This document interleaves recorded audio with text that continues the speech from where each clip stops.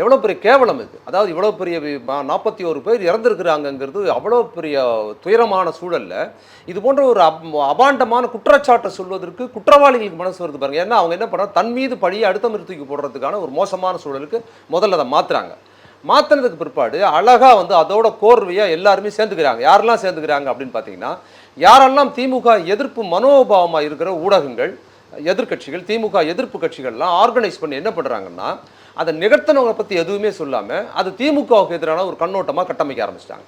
அதுல உச்சபட்சமா நேத்தைக்கு முத நாள் உச்சபட்சமா என்ன நடந்துக்குதுன்னு பார்த்தீங்கன்னா, அதோட சம்பவத்துல உச்சபட்சமா என்ன நடந்ததுன்னு பார்த்தீங்கன்னா, எடப்பாடி பழனிசாமி அவர் போன ஒரு கூட்டத்துக்குள்ளார அவங்க கட்சிக்காரர்கிட்டயே தாவேக்கா கொடிய கொடுத்து, பார்த்தீங்களா கூட்டணி வந்துருச்சுன்னு சந்தோஷமா சிரிச்சு பேசுறாருங்க. இது எப்படி நகருது பாருங்க. எவ்வளோ எவ்வளோ அவமானமோ, எவ்வளோ கேவலமான நபர்களா இருக்கிறாங்க அரசியல்வாதிகள் என்பதற்கு. என் கூட்டணி உதயமாச்சு பாருங்கன்னு சொல்றாரு பார்த்தீங்களா? இது ரொம்ப மோசமான அணுகுமுறையா இருக்குது. இந்த இந்த கட்சி அந்த கட்சி இல்ல.